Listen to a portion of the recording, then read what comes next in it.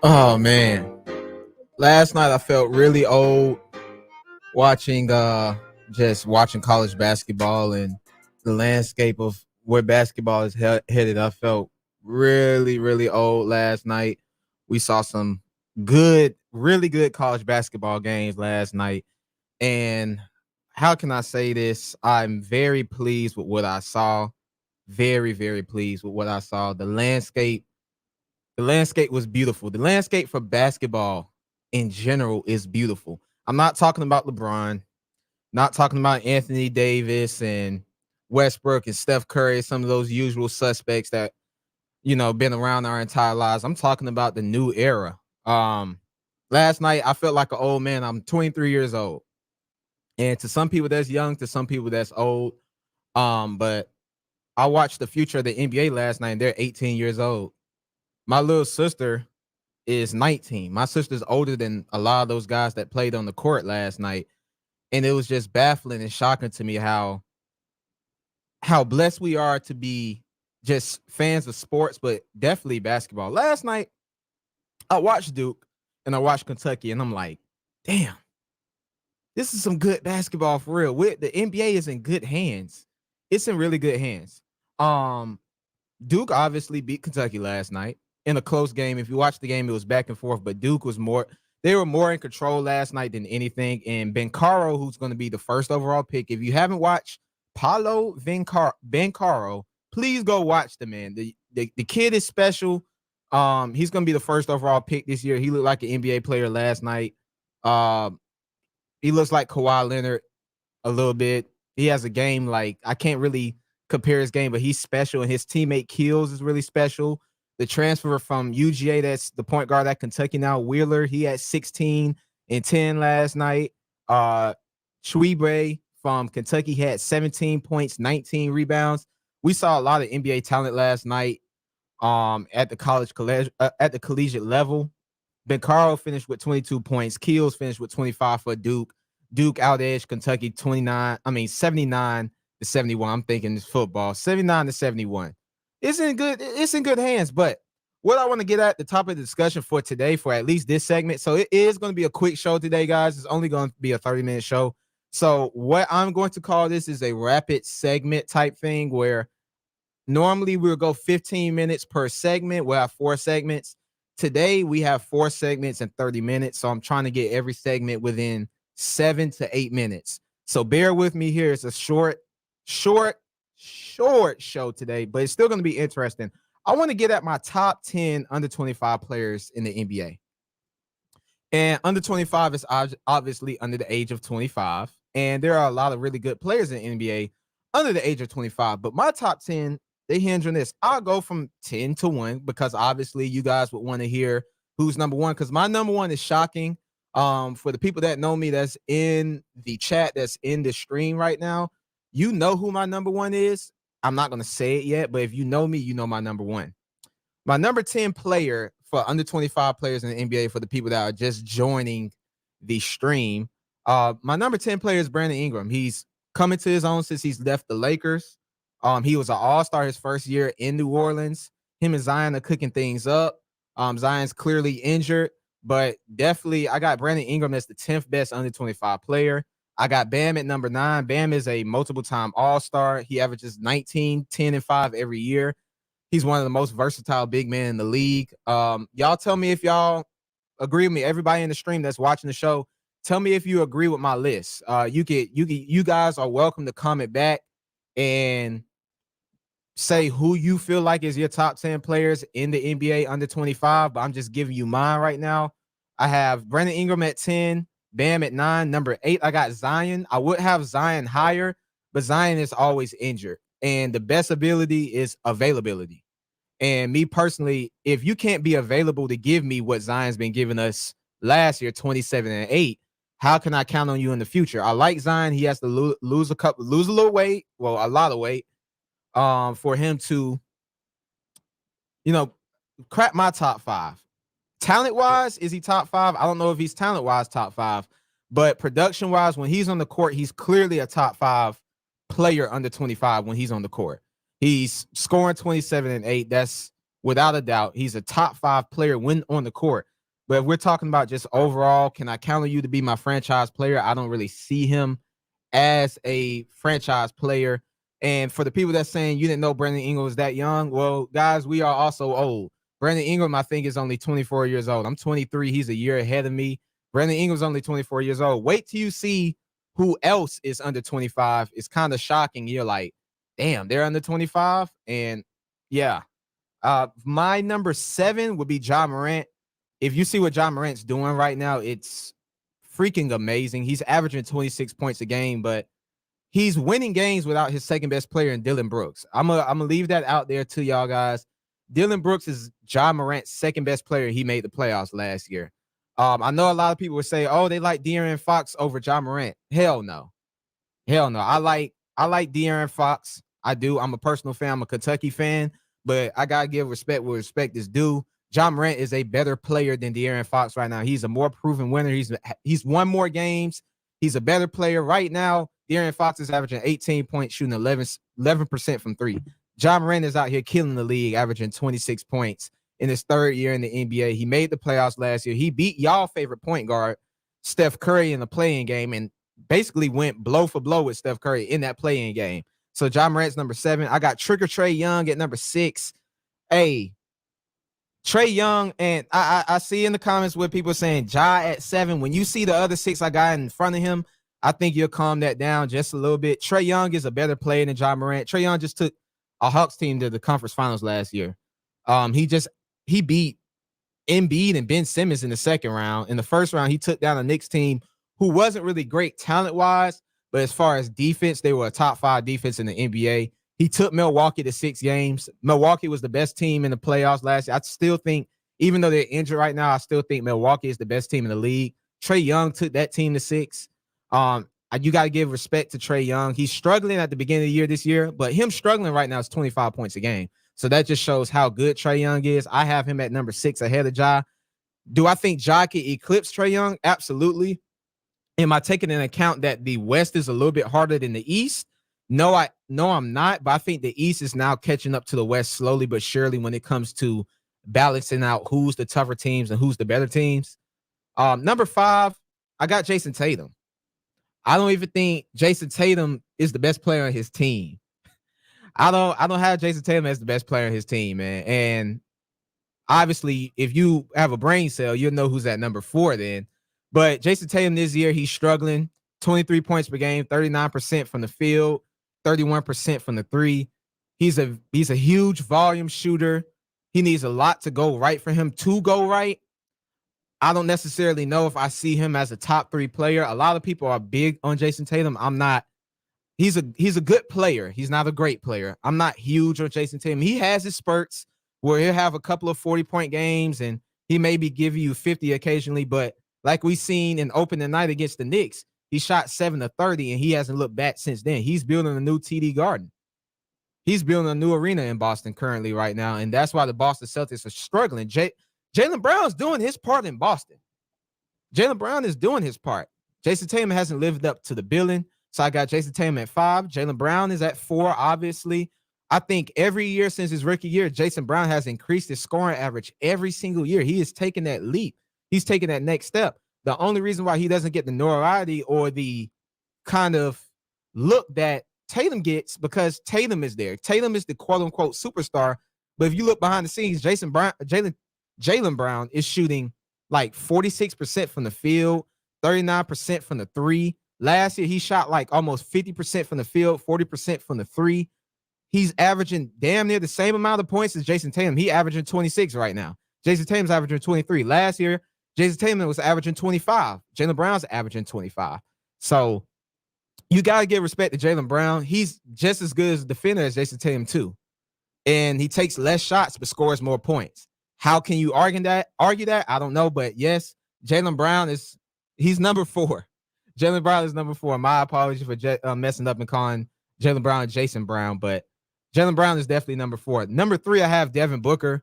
I don't think that's shocking to nobody. I think we could all include and we could all agree and say Devin Booker is a number 3 top 3 25 player in the NBA. What he did last year in the playoffs was remarkable. The last highest scoring NBA game that you ever seen came out of Phoenix, and it was Devin Booker. Devin Booker scored 71 points. 71 points. And I see, people disagreeing with me. Hey, I don't mind people disagreeing with me. That's what I'm here for. I love the fact that you guys don't agree with me, but I would love for you guys to comment and tell me, who do y'all think is in this, like, who is y'all list? Who is top 3 to y'all? Who's top 5 to y'all? Because I have Devin Booker number 3. He averaged 28 points a game last year in the NBA. In the NBA Finals, he averaged 27, 28. For the playoffs, he averaged 28 points a game. That was his first ever playoff appearance, and I think he has more waiting for him. At number 2, and this is where everybody's going to get mad. This is where everybody's going to get upset. We gotta get through these next couple of segments soon. I have Luka at number 2. So I don't know if you guys could guess who's number 1 on my list. I have Luka at number 2. And for some of the people that might be like, oh my God, how the hell do you have Luka at number 2? Calm down. I have Luka at number 2 because Luka has not won a playoff series yet. He hasn't. He's 0-2. In the playoff series last year, where he took the Los Angeles Clippers to 7 games, he blew 2 of those games in which he could have finished them off in 6 games. That's why I don't have Luka at number 1. I have him at 2. He doesn't play any defense at all. He's allergic to defense. He doesn't play any defense at all. I don't know if he could guard anybody outside of you just put him in front of like a knockdown shooter in the corner who doesn't move around a lot, like a Joe Harris or somebody like that. Yeah, he could probably guard that.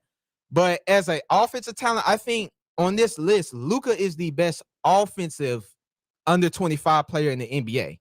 I think he's the best offensive. But do I think he's the best player? Absolutely not. My number 1, yes, everybody's guessing it. It's Donovan Mitchell at number 1. Before y'all even say what, I want y'all to go look at who's top 10 in playoff scoring points per game. Donovan Mitchell falls in that list. He's top 10 all time in points per game. So Donovan Mitchell, it's not like Donovan Mitchell's played in 2-3 playoff series in his entire career. Donovan Mitchell has played in a lot of playoff series in his career. He's played in over, I want to say 6, and he's top 10 all time in scoring. His rookie year, he beat 3 future Hall of Famers. Westbrook is a future first ballot Hall of Famer. Whether y'all like him or not, he beat Westbrook in his prime. He beat a first ballot Hall of Famer in Carmelo Anthony. Paul George will make the Hall of Fame. He's not a first ballot, but he will make the Hall of Fame. He beat all 3 of those guys as a rookie and an underdog in that series in the first round. Then the next year, he proceeds to take James Harden to 6 games. Then this year, injured, he took Kawhi and the Clippers to 6 games. He won the first round series against Ja Morant and the Memphis Grizzlies in 5. He averages, I want to say, 28, 29 points per game in the playoffs. He's a force in the playoffs. Nobody can stop him. He's a bucket getter. Just a few years ago, him and Jamal Murray, I think y'all forget. Y'all are stuck in the moment and haven't looked at the body of work. Body of work outside of maybe Jason Tatum and Jaylen Brown, Donovan Mitchell has the best body of work out of all these players I just named. Donovan Mitchell has the best body of work out of all these players I just named on the list, outside of Jason Tatum and Jaylen Brown. But Donovan Mitchell hasn't played with a Jason Tatum or a Jaylen Brown. He hasn't played with Kyrie. He hasn't played with Terry Rozier. I just named you 4 20-point per game scorers. Donovan Mitchell's second best player is a statue in the center, Rudy Gobert. His second best player is Mike Conley, who can't stay on the court. Had he had Mike Conley this year, Donovan Mitchell would have been in the conference finals this year. Mike Conley wasn't even on the court this year when they played the Clippers. And yet he finds a way to win games. He finds a way to make the Utah Jazz relevant. The Utah Jazz are the number 1 seed this year. They have the best record again outside of Golden State. They have the second best record. My bad. Last year, they had the number 1 record in the entire NBA because of Donovan Mitchell. And then when him and Jamal Murray went blow for blow in the bubble, he gave Jamal Murray 55. Jamal Murray gave him 50. And Donovan Mitchell averaged like 35 a game in that series. And he hasn't looked back since then. His lowest scoring series is like 25. So I definitely have Donovan Mitchell at 1. I'm not asking you guys to agree with me. I see a lot of pushback.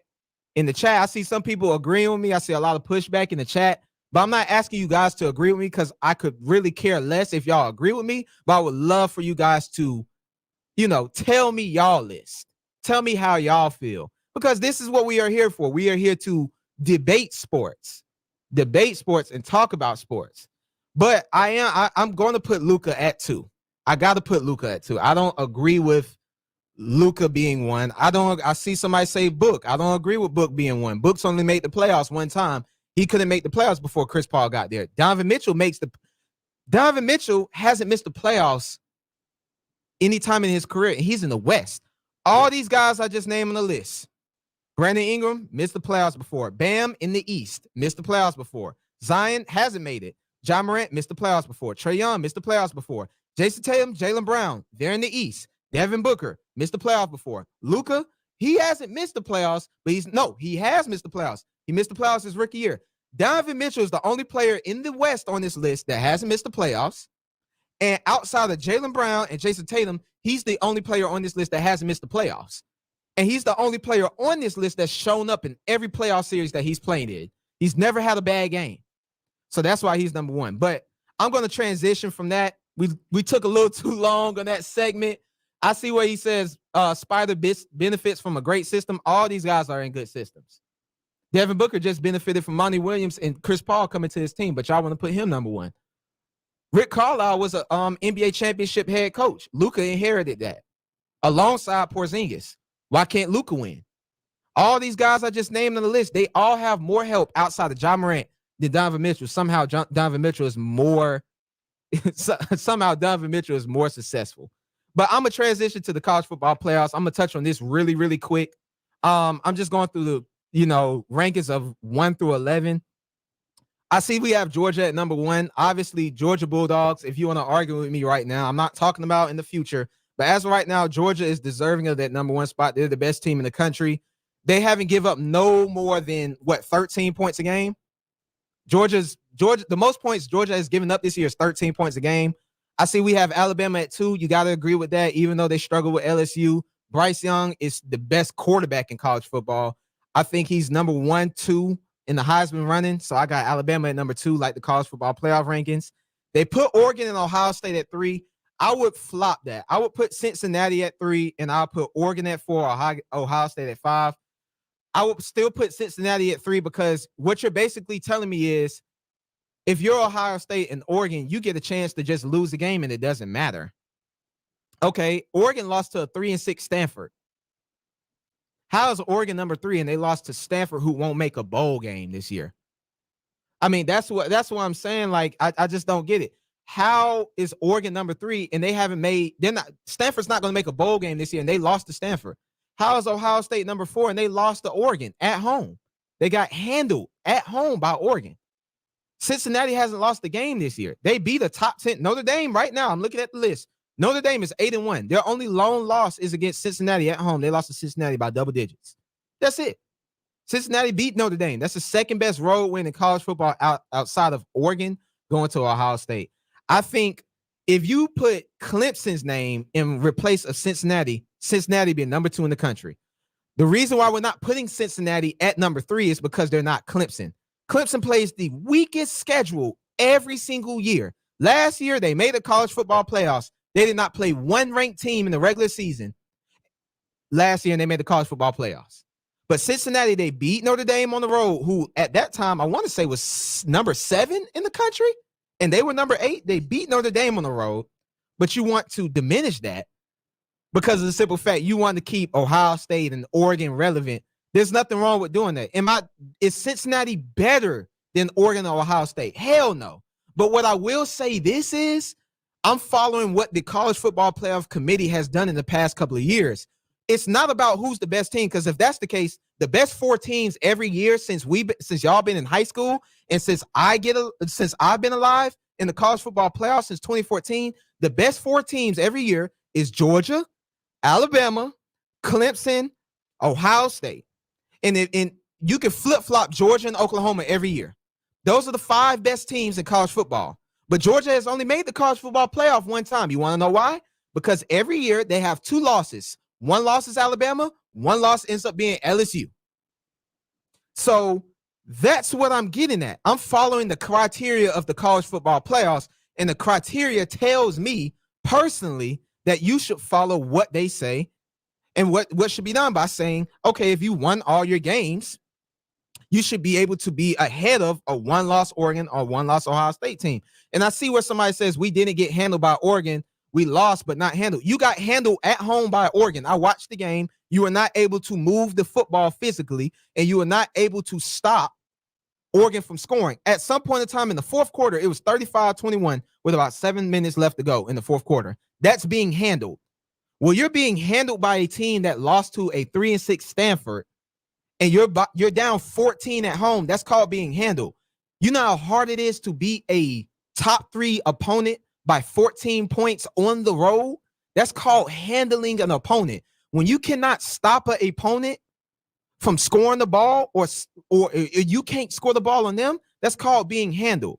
I don't look at the score and look at the box score and say, oh, Oregon beat Ohio State 35-28.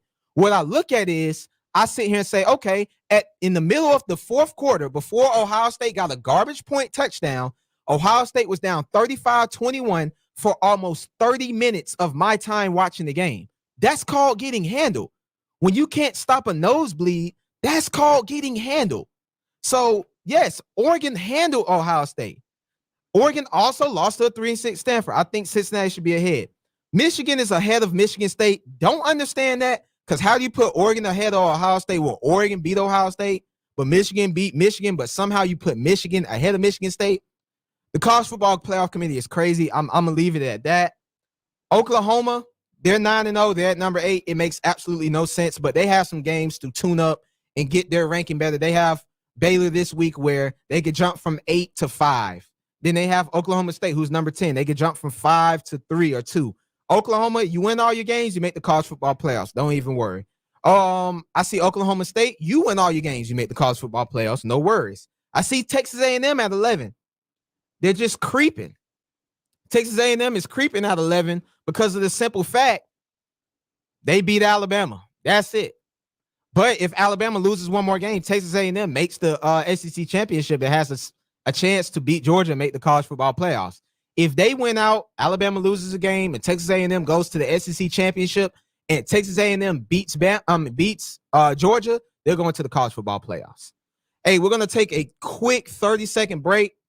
I just wanted to do that. We're going to take a quick 30-second break, and then we're going to get to the last 2 segments. Segment 3 is mid-season NFL awards. Y'all going to see who my NFL MVP is. A lot of people, y'all going to be shocked. Some people are going to be upset about that. And then I'm going to talk about, my most surprising and disappointing NBA players in the league. We're going to take a quick break. We'll be right back after this.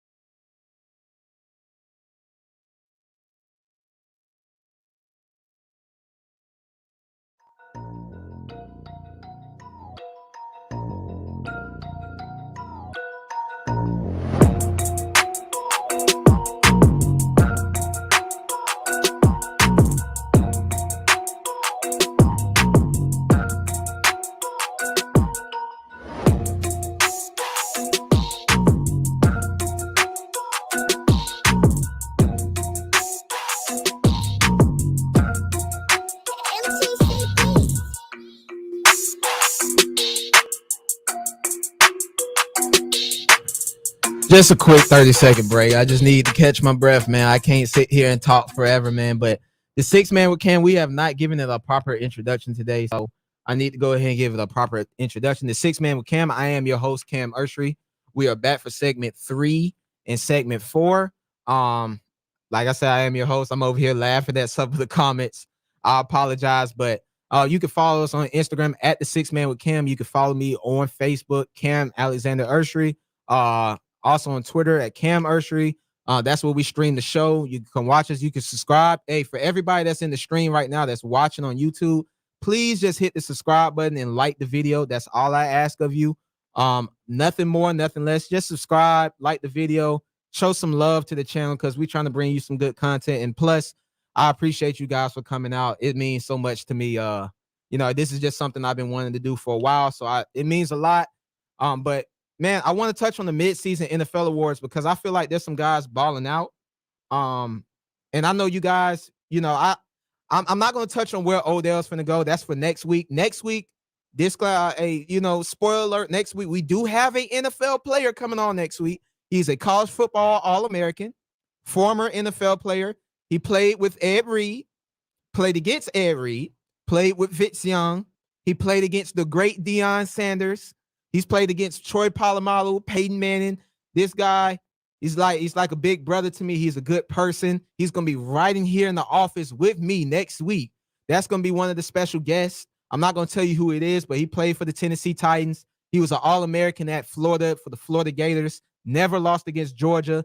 We're going to have him on, and we might have another special guest on next week that played against Zion, Cam Reddish, and RJ Barrett in the NCAA tournament. So, I'm trying to give y'all some good content. So we got some good guests coming on next week. But, man, I'm going to touch on these mid-season NFL awards, and I'm just looking at it. I'm impressed with what I've seen from the NFL this year. It's been nothing but impressive. We don't know who's going to win. My favorite is the Rams, but I could definitely be wrong. The Rams, they don't look great every week, so I could definitely be wrong. But, man, I want to touch on my coach of the year. Y'all tell me if y'all agree or, you disagree with this, because, man, I mean, I love to hear you guys' comments. I love to hear what you guys have to say. So y'all tell me if y'all agree with this or not. My coach of the year, I actually have two coaches. I'm going to go AFC and NFC because that's how I want to divide it up. I don't want to just give the award to just one coach. There's two coach. There's a coach from each division, each conference that I think is deserving so. And these two coaches have been balling out this year. Coach of the year for the AFC, Zach Taylor, the coach for the Cincinnati Bengals. What can I say? Cincinnati had 4 wins last year. They were 4-12. They're 5-4 right now. Joe Burrow, he's been looking spectacular. Jamar Chase is top 5 performance-wise wide receiver in the NFL right now. They were not a good team last year. When have we ever just looked at Cincinnati and say, man, we like the Cincinnati Bengals this year? Cincinnati looks great. I think Zach Taylor's doing a phenomenal job. Some people wanted him fired last year. This year he has a chance to make the playoffs. They had a bad loss this past week against the Browns. Okay, that's cool. Clean it up. Go to the next week. But Cincinnati, Zach Taylor, that's my coach of the year. And in the NFC, this is what's going to make people scratch some people's heads. But listen to me closely. Listen to me closely. Let me take a sip of my drink for this. Listen to me closely on this. My NFC coach of the year is Arthur Smith from the Atlanta Falcons. And I know I got my dad watching, and I know I got people watching, but hear me out on this, and this is why I say that. The Atlanta Falcons are 4-4 this year. Last year, they were 4-12. Last year, hear this out. I'm about to preach the gospel to y'all. Last year, the Atlanta Falcons had Julio Jones, Calvin Ridley, Matt Ryan, Russell Gage, Todd Gurley. Who else did they have on defense? They had a slew of players on defense. They had all those guys. This year, they're without Calvin Ridley. They're without Julio Jones. They've been without Russell Gage for most of the part this year. They don't even have a comparable running back. They have a wide receiver playing running back. They have a wide receiver playing running back. Just think about what I'm saying. A wide receiver is playing running back, and they have 4 wins in the National Football League. They're 4-4. Y'all, if the playoffs started today, guess who would be in the playoffs right now? The Atlanta Falcons. Why y'all laughing and stuff like that? I see a couple of Eagles fans and stuff like that. And some of y'all teams, y'all got a worse record than the Falcons. I know the Eagles beat the Falcons week 1, but y'all got a worse record. All I'm saying is if the playoffs started today, the Atlanta Falcons would be in the playoffs. All those guys I named you, we don't have Julio Jones. They had Julio. They had Calvin Ridley last year and Russell Gage. They had all them guys last year. We don't have none of them now. None of them have been playing. They had Todd Gurley last year. They had all these dudes. They had Keanu Neal, Ricardo Allen, DeMonte KZ. They had all these guys on that team last year, and they were 4-12. We have nobody. Y'all name me outside. I see what they say, bring back Wentz to Philly. That's another topic for this guy. That's another time. But outside of on defense, outside of maybe Grady Jarrett and AJ Terrell, who does the Falcons have on defense? Y'all can't name me 5 players on the Falcons defense. You want to know why? Because I can't. Because we don't have nobody on defense. You can't name me 5 players on our defense because I don't know them either. And I'm a Falcons fan. You can't name me 5 players on the Falcons offense outside of Matt Ryan and Kyle Pitts and Cordell Patterson. You want to know why? Because I don't know anybody. I don't even know our starting receivers right now. Russell Gage has been there for 1 or 2 games this year. Calvin Ridley has not been there. I don't even know our receivers this year. Like, I don't know our receivers. I don't even know. Mike Davis has been terrible. I don't know our O-line. I don't know none of that. But what I will say is Arthur Smith has done a hell of a job. 4 wins in 8 games this year. Last year, you barely got 4 wins in 16 games. You got to give what credit is due. I got the Falcons and Arthur Smith Coach of the Year for the mid-season awards. Not right now. This is just mid-season. Right now, he has them looking decent. I want to touch on this. Rookie of the Year, this is easy. Ja'Marr Chase. Ja'Marr Chase, 44 catches, 835 yards, 7 touchdowns. I'm not going to even touch on him. He's running away with the Rookie of the Year award. Like, he's just been great. He's been magnificent. I love what he's been doing. Ja'Marr Chase, he's the real deal. He deserves credit where credit is due. Them LSU boys, Justin Jefferson, Ja'Marr Chase, Odell, they be doing their thing. Shout out to LSU because, man, y'all producing some wide receivers. Jarvis Landry, all them guys, Sterling Shepard. Man, y'all really wide receiver you outside of Alabama. After Alabama, y'all wide receiver you, man. I give you that. So Ja'Marr Chase, he's my Rookie of the Year. He's fantastic. My comeback player of the year is Joe Burrow. I want y'all to hear this. Y'all praise Pat Mahomes so much, so damn much. I don't understand it. Y'all praise Pat Mahomes and he's this and that. And I hope y'all know this year, Pat Mahomes and Joe Burrow have the same record and the same stats. This year, Joe Burrow has thrown for 2,500 yards, 20 touchdowns, 10 interceptions. His team is 5-4. His only weapon is Ja'Marr Chase. Name me another weapon with Cincinnati. Don't say Joe Mixon. I'm talking about a weapon outside that Joe Burrow could throw to. Name me a defensive player on Joe Burrow's team. You can't name it. Okay, exactly. He just lost A.J. Green. A.J. Green didn't even want to play with him. So, like, I'll repeat it again. 2,500 yards, 20 touchdowns, 10 interceptions. Pat Mahomes this year, 2,500 yards, 20 touchdowns, 10 interceptions. His team is also 5-4. But Patrick Mahomes has Tyreek Hill, Travis Kelce, Tyrann Mathieu, Chris Jones, and Andy Reid as his play caller with Eric Bieniemy as his play caller. But yet he has the same amount of wins, the same amount of yards, the same amount of touchdowns, the same amount of interceptions. Normally, I would say Dak Prescott would be comeback player of the year because Dak Prescott is having a better year than both of those players. But I choose Joe Burrow because he is doing it with a bag of chips. He's doing it with a bag of chips. That's it. I know John Bates is nice. Don't get me wrong. John Bates is nice. I see it in the chat. John Bates is tough. But what I'm saying is you compare that to Kansas City and what Mahomes got. Joe Burrow don't have a Tyreek Hill and Travis Kelce, bro. He don't have Andy Reid calling plays and Eric Bieniemy calling plays. He don't have that 12th man that he has in Arrowhead.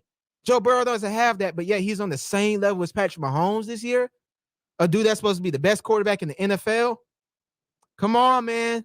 He's comeback player of the year. I would give it to Dak, but Dak has way more weapons. He has like 3 all-pro wide receivers. If they go to another team, they're all pros. Amari Cooper's an all-pro. CeeDee Lamb's an all-pro. Michael Gallup, he could go be, a Pro Bowl wide receiver if he goes to another team. Ezekiel Elliott, he's still a top 10, top 15 back in the league. He has a defense, and I'm about to get right to that because my defensive player of the year is Trevon Diggs. It's not even close. If you arguing with that, you don't even know football if you arguing that Trevon Diggs is not the defensive player of the year. He has 29 tackles, 7 touchdowns, and 2 pick sixes, 2 of that for touchdowns. He's defensive player of the year, and the reason why I'm going to skip this because my MVP this year, I want everybody to comment in the chat, who is your MVP? Tell me who your MVP is, and I'll say in 10 seconds who mine is. You have Brady. He's having a phenomenal year. You have Matt Stafford. He's having a phenomenal year. Lamar Jackson is number 2 in my MVP. Shout out to my man, OJB. There you go. Lamar Jackson love. Lamar Jackson, he is number 2 in my MVP list, but he ain't number 1. Number 1 is Trevon Diggs. Not his brother, but Trevon Diggs. My defensive player of the year is Trevon Diggs. My MVP is Trevon Diggs. And the reason why is Trevon Diggs has 7 interceptions in 8 games. Every game he's played in outside of 1 game this year, he has an interception. We've never seen that before since Deion. He's on pace to break the NFL interception record held by Night Train Lane. If you go look up who Night Train Lane is, they never, ever threw to his side. They never threw to his side. Outside of that 1 year where he broke the record. Trevon Diggs, man, He deserves MVP. I don't think defensive players get enough love. I think the best player in the NFL right now is a defensive player. Aaron Donald's the best player in the NFL. He's just a defensive player, so he doesn't get any love. And I just thought, as a midseason award, do I think he's going to win MVP? Hell no, because they're not going to give MVP to a defensive player. It's not flashy enough. It's not cool enough. We'll see Tom Brady or Matt Stafford or Kyler Murray or Lamar Jackson get MVP.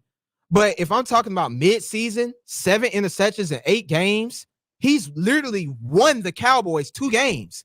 Like the game against the Patriots, he had a pick 6 for a touchdown against Mac Jones. He doesn't get that pick 6, they lose. And then against Minnesota, he had a pick 6 against Kirk Cousins. He doesn't get that pick 6, they lose. The Cowboys are 6-2. If he doesn't get 2 of those pick 6s in that game, the Cowboys are 4-4. That's a huge difference. And they're only going to be 1 game ahead in their division. So Trevon Diggs is definitely the MVP for this year for me for the midseason award right now. He's definitely my MVP. So let's transition.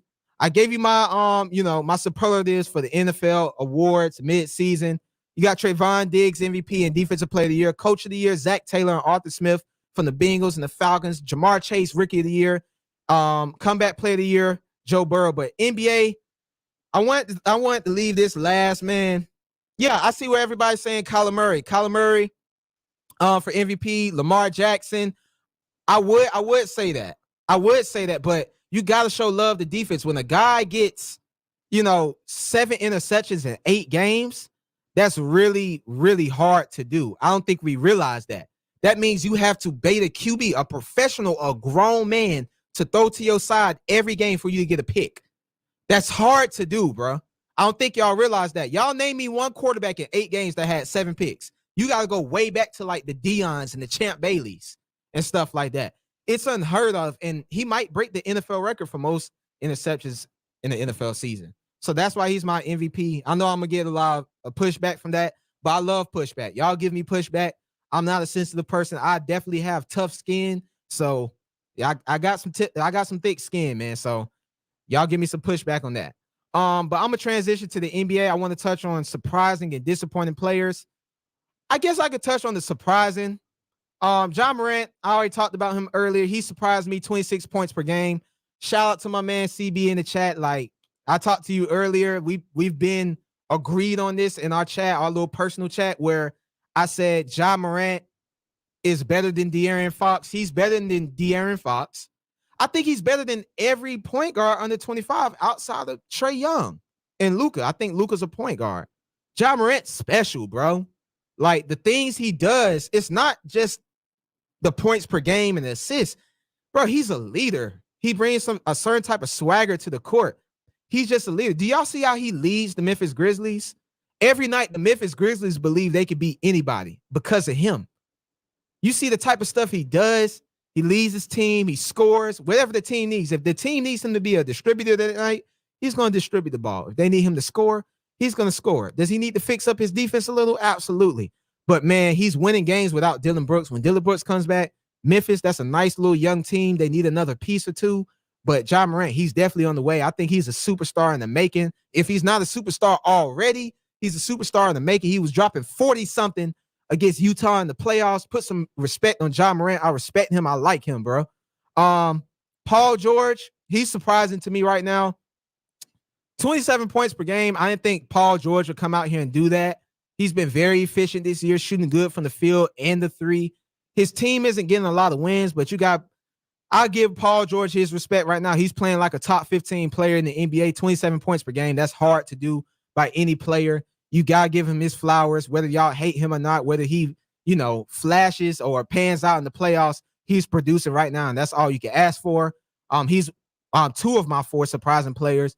DeMar DeRozan is 3 of my 4. DeMar DeRozan is an MVP candidate. He's an MVP candidate right now. If we had to give an MVP today, damn, Paul, if we had to give an MVP today, DeMar DeRozan would win MVP. I can't even get it out, but DeMar DeRozan would win MVP today if we had to give a 10-game MVP.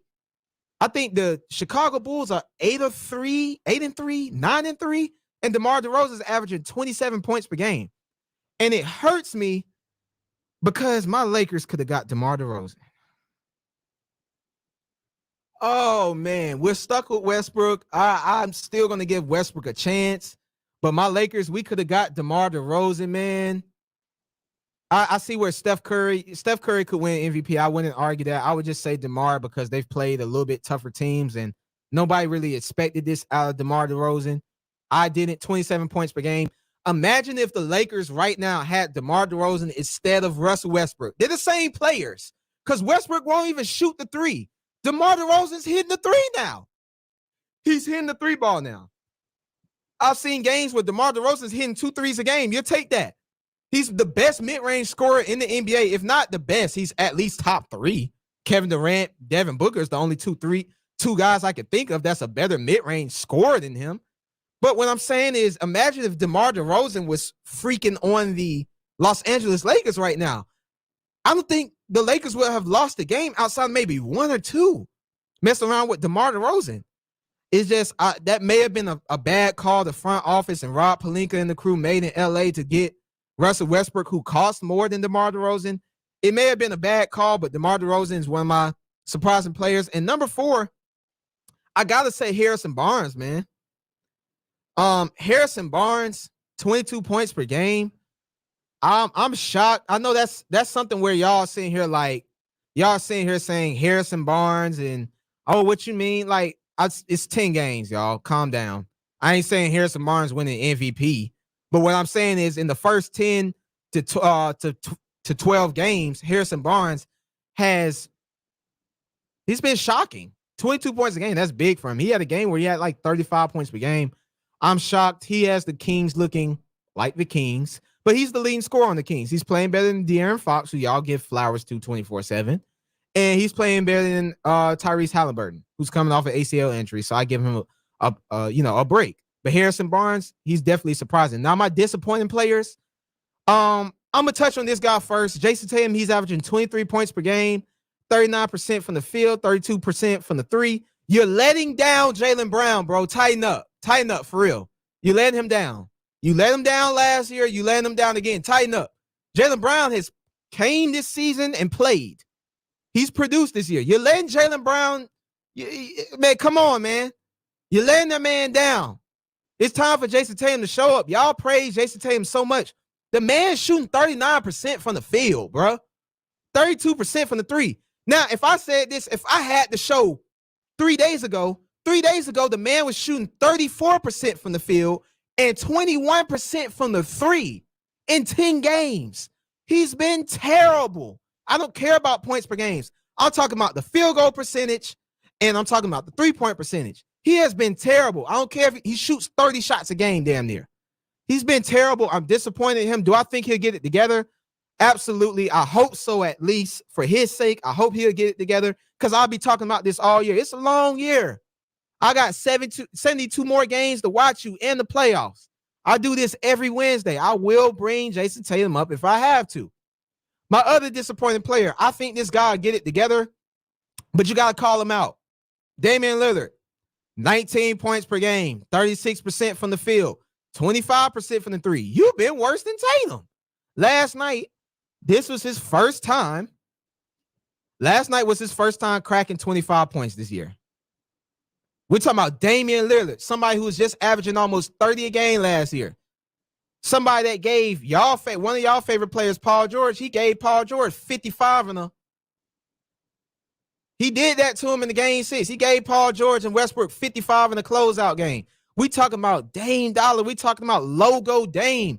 We talking about a man he's been averaging 25 to 30 in his sleep for the past 5 years. We talking about a dude, come playoff time, he averaging 30 plus in his sleep.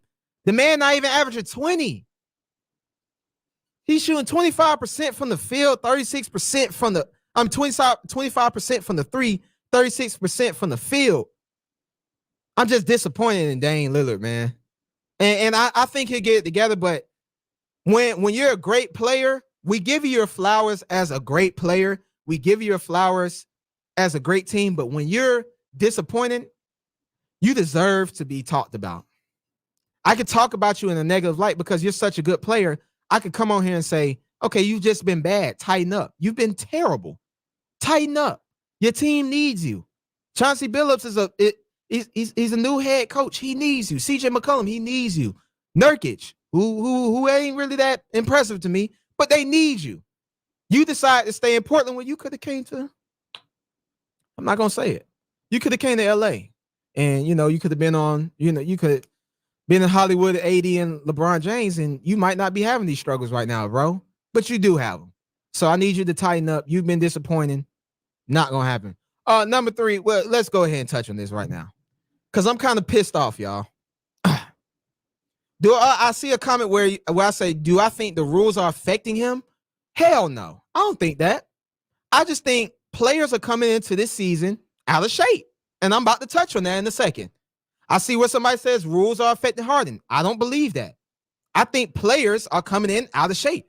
But I see what somebody says, Westbrook. I'm gonna talk about Russell Westbrook, man. And I'm really pissed off with Westbrook. I don't even know where to start on this. He averages 19 points per game, 41% from the field, 25% from the 3, but he's averaging 5.7 turnovers per game and only 8 assists. Last night, I had the pleasure to watch my Lakers go up 14 on the Charlotte Hornets. And Westbrook didn't play a minute of that 35-6 run. He didn't play a minute of it. It was all Rondo. Rondo came in for a 12-minute stretch, had 0 points, 8 assists. Melo had 29 points for a reason. If you watch the game, Rondo was feeding him. Rondo gets ejected with 8 minutes left in that Lakers game against Charlotte. Westbrook comes in. Why do we go to overtime? We're up 14 points with 8 minutes left with Anthony Davis, Russell Westbrook, Carmelo Anthony, Malik Monk, Wayne Ellington, all these dudes. And why the hell are we in overtime scratching and clawing with the Hornets who don't even have PJ Washington? I can tell you why, because Russell Westbrook had 5 turnovers in the freaking fourth quarter. It makes no sense. I don't understand. And it's not turnovers where you going in the paint, you making something happen, you like, let me get back on defense. That's a mistake. I tried to make a play. No, it's just dumb turnover. He's dribbling, he loses the ball, it goes out of bounds. You're dribbling, trying to split people, you throw the ball damn near in the stands. You dribble again, you throw the ball at the ref who's out of bounds. The ref is a part of the game. That's 3 turnovers. You're going in the paint. He's passing up wide open jumpers. So for everybody that's on social media that sees Westbrook, that saw Westbrook this summer with LeBron James practicing in open gym, shooting threes, he's not attempting them this year. I'm talking about he's wide open, just far as the sea. Nobody guarding him. He dribbles, go in the paint, and turns the ball over. They go down the corner score. It's disappointing watching Westbrook. I knew Westbrook was going to be a turnover problem, but the reason why I liked the Westbrook acquisition is because I thought he was going to bring energy to the Los Angeles Lakers. He hasn't brought energy. He looked slow. He looked sluggish at times. Now, the other night, he was pushing the ball, but then again, you going for the triple-double, man. 17, he had 17, 14, and like 12. We don't need that. We just need to win, bro. Learn to slow the game down. All these years, Westbrook's been in the NBA for over a decade. He still hasn't learned to slow the game down.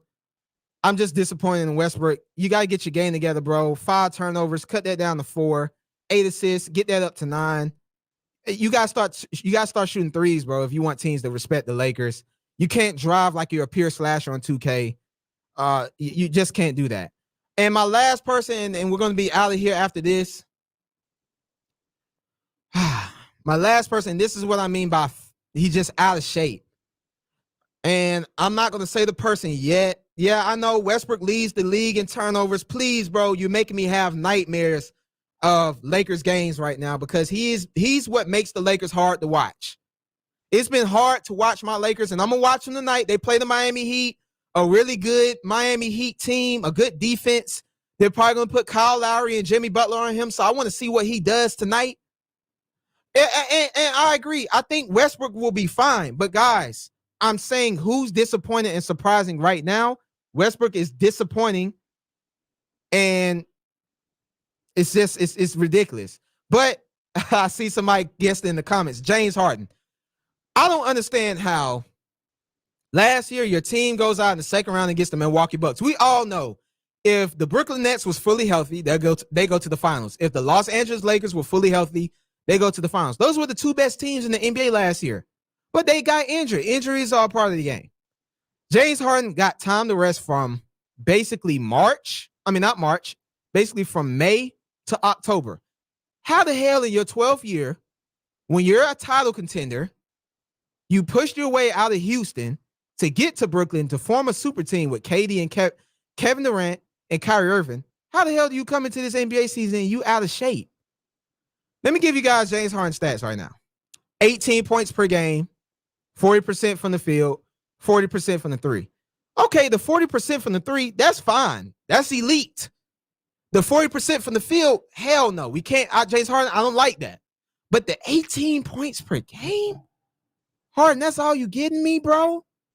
I know he's averaging, I think, 18, 8, and 7. That's cool. But we talking about James Harden here, though. He was the best point guard in the NBA last year before he got injured. You giving me 18 points per game? I'm just disappointed how he came into the season just out of shape, not looking well. He's played really, really bad. If you're watching the games, he can't even move. And I'm wondering, and he came out and said it's his hamstring, but bro, you was out there in the summer partying with Lil Baby overseas and stuff like that, going to the strip clubs, man. I'm just like, come on, Harden. Come on, you chasing the ring. I'm a Lakers fan, but I also respect the game of basketball.